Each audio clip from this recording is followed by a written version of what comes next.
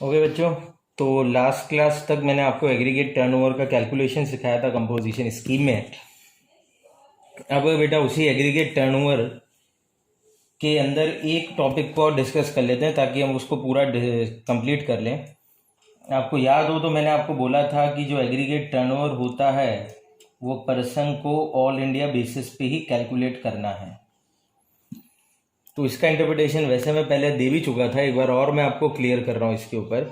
All India basis का मतलब ये होता है कि एक पर्सन की अगर एक पैन नंबर पे एक से ज़्यादा रजिस्ट्रेशन है तो जब वो अपना एग्रीगेट टर्नओवर निकालेगा तो वो सारे के सारे चीज़ों को जोड़ेगा। जैसे एग्जांपल मैं दे देता हूँ, आपको क्लियर कर देता हूँ। जैसे माने मिस्टर एक्स एक पर्सन है और उनका शॉप 1 है जयपुर में, शॉप 2 है इंदौर में और शॉप 3 है मुंबई में। अगर अपन देखें तो ऑब्वियसली मिस्टर एक्स के पास 3 रजिस्ट्रेशन होंगे। रीज़न क्या है? अलग अलग राज्यों में 3 दुकानें हैं। पहली दुकान राजस्थान में है, दूसरी दुकान मध्य प्रदेश में है और तीसरी दुकान महाराष्ट्र में है। अगर 3 रजिस्ट्रेशन है तो से फॉर एन एग्जांपल इस दुकान का टर्नओवर है 70 लाख, इस दुकान का टर्नओवर है 40 लाख, इस दुकान का टर्नओवर है 80 लाख। अब अगर मैं इंडिविजुअली हर दुकान को देखता हूँ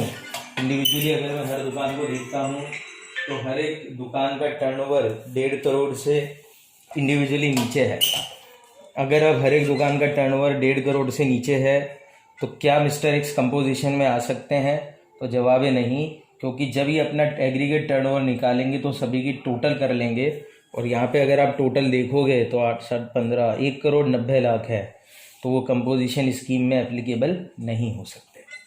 तो ये आपको ऑल इंडिया बेसिस का लॉजिक भी ध्यान रखना है एग्रीगेट टर्नओवर में। इसी में बेटा एक ट्विस्ट लाते हैं, एक और एग्जांपल लेता हूँ, उस पर भी ध्यान देना। एक और एग्जांपल बनाता हूँ, एग्जांपल 2 रखता हूँ। जैसे मानते हैं मिस्टर एक्स है, इनका एक दुकान तो है बेटा राजस्थान में, जिस दुकान का टर्नओवर है से 70 लाख, और एक दुकान मेरी आपकी बना देते हैं मेघालय में और वहाँ का टर्नओवर मैं पकड़ लेता हूँ से फॉर एग्जांपल 40 लाख। अब बेटा अगर आप दोनों दुकानों का टर्नओवर मिलाते हैं, देखो तो अलग अलग राज्यों में दुकानें हैं, 2 रजिस्ट्रेशन है, पर ऑल इंडिया बेसिस पे अगर मैं टर्नओवर देखता हूँ तो 1.1 CR आता है। ये वाला एग्जाम्पल आपको इसलिए ट्विस्ट वाला लगेगा क्योंकि अगर आप देखोगे तो 1.1 CR is less than 1.5 crore, पर अगर आपको याद हो तो 8 राज्यों में तो 75 लाख का लिमिट लगता है M3 आंट्स वाले राज्यों में, और मेघालय M3 आंट्स में आता है। तो अब क्वेश्चन ये आता है कि यहाँ पे हम कितना अमाउंट देखें, क्या हम 1.5 करोड़ के हिसाब से देखें या हम 75 लाख के हिसाब से देखें, क्योंकि जो पर्सन है उसकी एक दुकान ऐसे राज्य में है जो 1.5 करोड़ वाले क्राइटेरिया में आती है, जैसे राजस्थान है मेरे एग्जाम्पल में, और एक दुकान है ऐसे राज्य में जो कि 75 लाख के क्राइटेरिया में आती है। क्या करें, कंपेयर किससे करें इसको? 1.1 CR तो आ गया, चलो किससे कंपेयर करें, क्योंकि इससे करेंगे तो आ सकता है और इससे करेंगे तो नहीं आ सकता है। तो जवाब है बेटा आपको 75 लाख से कंपेयर करना है। यानी कि अगर किसी व्यक्ति की कोई भी एक दुकान, कोई भी एक रजिस्ट्रेशन M3 आंट्स में चला जाता है तो बाकी सारे रजिस्ट्रेशन को इग्नोर करते हुए आपको उसका क्राइटेरिया 75 लाख पे रखना है। तो इसीलिए यहाँ पे हम 75 लाख से कंपेयर करके देखें और वो 1.5 करोड़ 75 लाख से ज़्यादा है, तो इसलिए यहाँ पे जवाब आएगा ये कंपोजिशन स्कीम में कवर नहीं हो सकता। तो ये भी आपको एक ट्विस्ट ध्यान रखना है।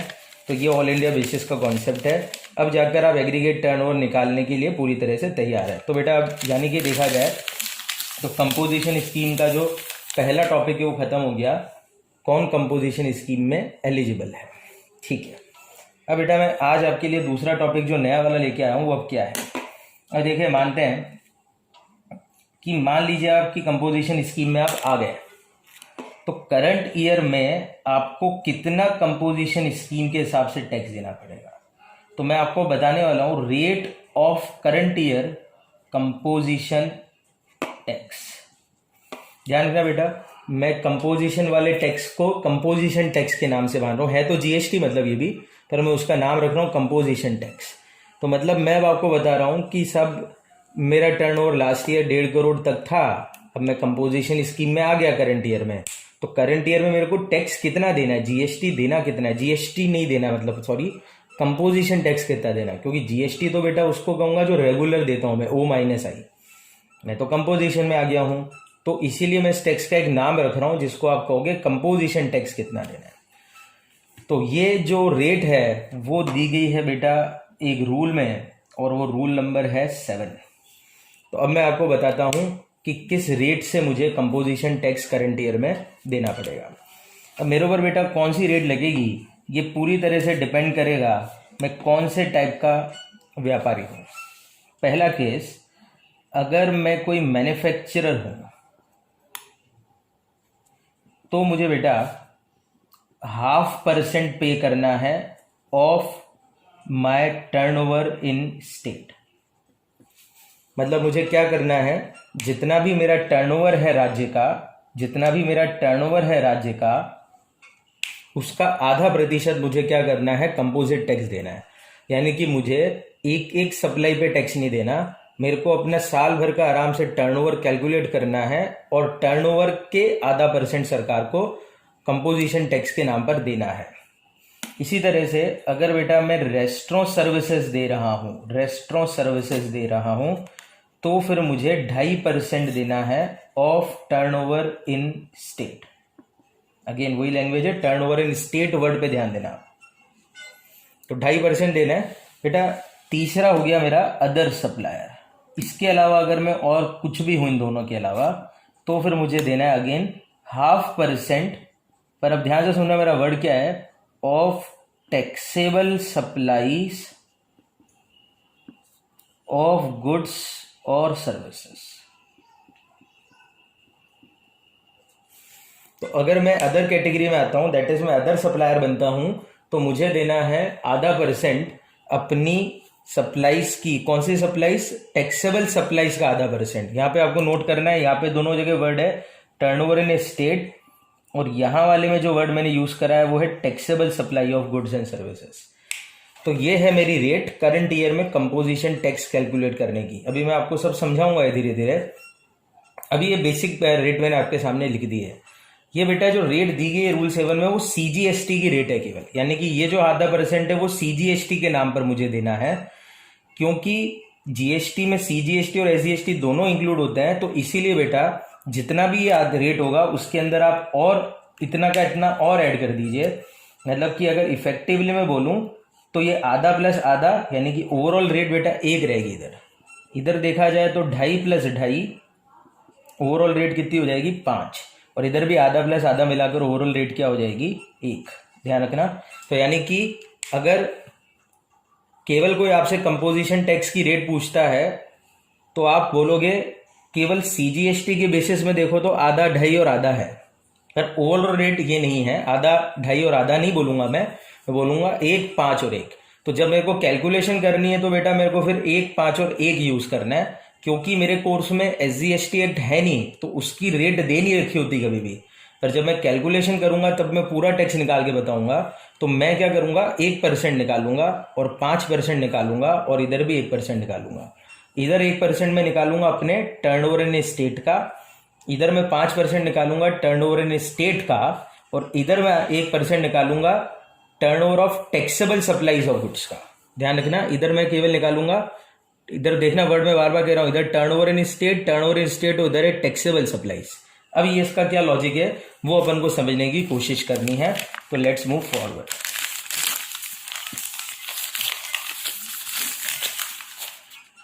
अब पहली चीज मैं आपको बता दूं, जब मैं टर्नओवर इन स्टेट निकालूंगा तो मैं वो सब चीजें जोड़ूंगा जो मैं एग्रीगेट टर्नओवर में जोड़ता हूं। मतलब टर्नओवर इन स्टेट और एग्रीगेट टर्नओवर सेम है। मतलब मैं क्या करूंगा, टर्नओवर इन स्टेट निकालते वक्त टैक्सेबल सप्लाई भी जोड़ूंगा, एग्जेम्प्ट सप्लाई भी जोड़ूंगा, सब जोड़ूंगा जो एग्रीगेट में जुड़ता है। ठीक है, पर फर्क क्या है कि एग्रीगेट टर्नओवर में इंडिया बेसिस पे निकालता हूं, एग्रीगेट टर्नओवर में इंडिया बेसिस पे निकालता हूं, जबकि टर्नओवर इन स्टेट जो मैं निकालूंगा ना बेटा, वो स्टेट वाइज निकालूंगा। बस ये फर्क मेरे को ध्यान रखना है, क्योंकि जब मैं पे करूंगा ना बेटा टैक्स, तो वो तो हर एक राज्य को अलग अलग पे करना पड़ेगा। तो मैं क्या करूंगा, एलिजिबिलिटी के लिए जब मैं 80 निकाल रहा हूं तो इंडिया लेवल पे निकाल रहा हूं, और जब मैं टैक्स पे करने के लिए TIS निकाल रहा हूं, for the purpose of eligibility I am calculating 80, वो इंडिया बेसिस पे निकल रहा है। और जब मैं टैक्स पे कर रहा हूं करंट ईयर में, तो मैं निकाल रहा हूं TIS, टर्नओवर इन स्टेट। दोनों सेम तरीके से निकलते हैं, पर ये इंडिया लेवल पे निकालना है, ये स्टेट वाइज निकालना है। तो ये आपका पहला फर्क है, मतलब टर्नओवर इन स्टेट और एग्रीगेट टर्नओवर सेम निकलता है। पर जो लास्ट वाले अदर कैटेगरी के जो सप्लायर लिखे थे अभी मैंने, वहां पे मैंने बोला था टर्नओवर इन स्टेट का परसेंटेज नहीं देना मुझे केवल टैक्सेबल सप्लाईज का ही परसेंटेज देना है।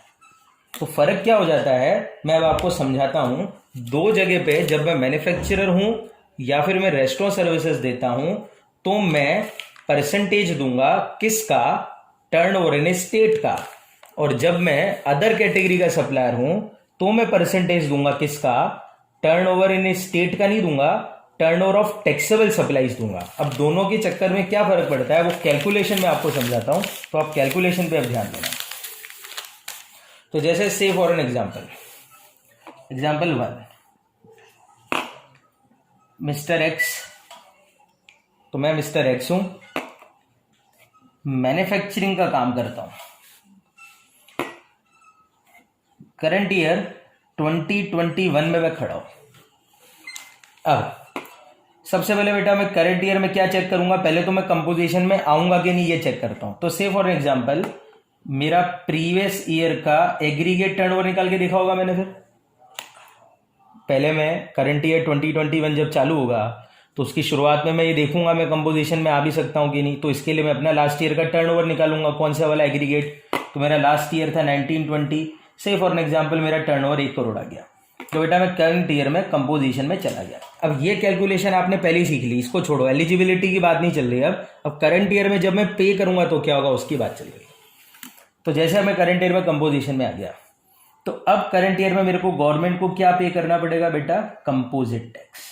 ठीक है, तो वो कैसे कैलकुलेट करूंगा, तो आगे कंटिन्यू करता हूं। मान लेते हैं करंट ईयर 2021 में मैंने अपनी दुकान से टैक्सेबल सप्लाईज करी 40 लाख की, और बेटा मैंने एग्जेम्प्ट सप्लाई भी करी 40 लाख।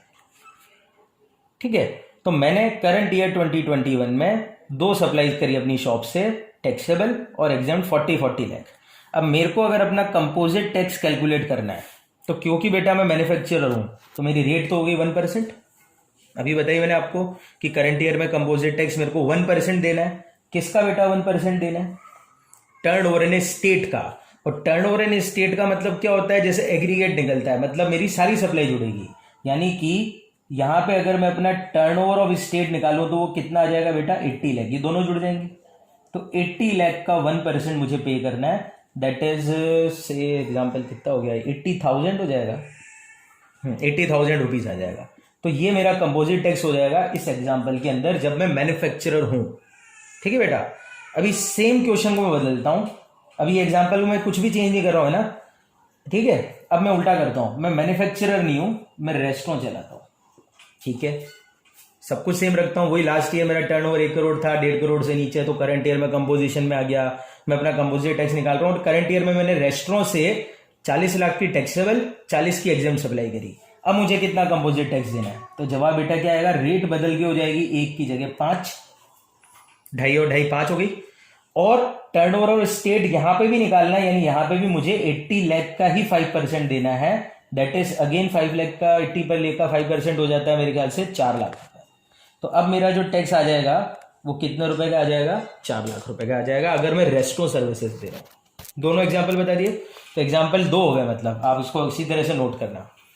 सेम क्वेश्चन रखता हूं, अब इसी को चेंज करता हूं। एग्जाम्पल 3 में अब मैं क्या करता हूं बेटा, मैं एक ट्रेडिंग का काम करता हूं। तो देखो बेटा मैं क्या हो गया, मैं अदर सप्लायर बन गया हूं। ना मैं मैन्युफैक्चरर हूं, ना मैं रेस्टोरेंट हूं, मैं अब अदर कैटेगरी में आ चुका हूं।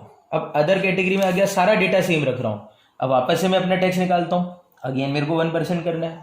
अदर की भी रेट 1 ही है, पर 1 किसकी है बेटा, 1 किसकी है, टैक्सेबल सप्लाईज की है। यहाँ पे आप देखो तो मैं 80 लाख का वन नहीं करूंगा बेटा, यहाँ पे मेरे को टीओएस नहीं चाहिए, यहाँ पे मेरे को चाहिए केवल और केवल कौन सी सप्लाई, टैक्सेबल सप्लाई का टर्नओवर। और टैक्सेबल सप्लाई की वैल्यू मेरे सामने कितनी है, 40 लाख। तो मुझे जो जीएसटी यानी कि कंपोजिट टैक्स सॉरी पे करना पड़ेगा वो 40 लाख का 1%, दैट इज कितने रुपए पे करना पड़ेगा, 40,000। This is the change. यही बेटा कंपोजिट टैक्स का मतलब ही यही है। अब 40 लाख में मैंने टैक्सेबल कौन सा वाला बेचा, साहब 5 वाला बेचा, सर आपने 10 वाला बेचा, भाड़ में जाए, मेरे को नहीं फर्क पड़ता कि मैंने किस रेट का कितना माल बेचा। ऑब्वियसली बेटा हर सप्लाई की रेट अलग अलग होती है।